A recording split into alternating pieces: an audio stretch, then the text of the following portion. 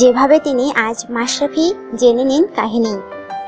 Bangladesh one day দলের অধিনায়কের আসল নাম কি? সেই নামের সঠিক বানানোই বা কি? দেশের অধিকাংশ মানুষই সেটা জানেন না। পত্রপত্রিকায় লেখা হয় মাশরাফি বিন মর্তুজা, সঠিক বানান হবে মাশরাফি বিন মর্তুজা। অধিনায়কের নাম বিভ্রাটের সমাধান করতে যেয়ে জানা গেল আরেক তথ্য। শুরুতে তার নাম ছিল মকসুম আজম।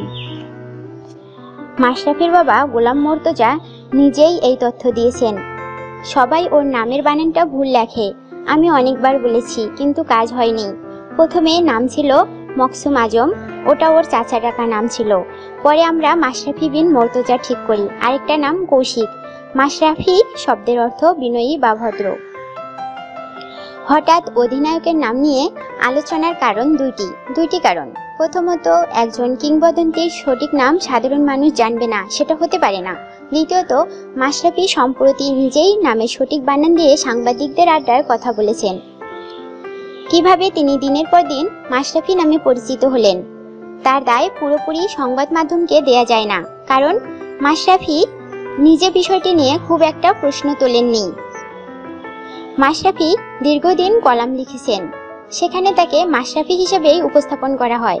পত্রিকাটির ক্রিয়া সম্পাদক উৎপল শুভ্র বলেন, আমাদের পত্রিকায় যখন কলাম লিখতেন তখন দুই একবার বলেছেন, কিন্তু অত জোর দিয়ে বলেননি, তাই আমরাও বানানটি মাশরাফি লিখেই গেছি।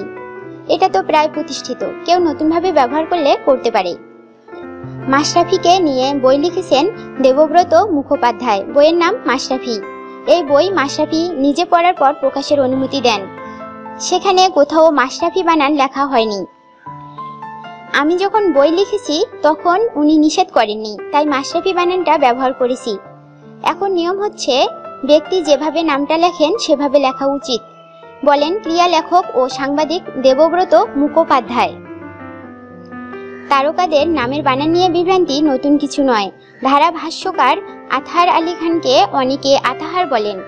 2015 সালে মিরপুর বাসে এই প্রতিবেদকের সঙ্গে আলাপকালে নিজেই বলেছিলেন, আমার নামের বানানটা কিন্তু আতা হবে না, হবে আত।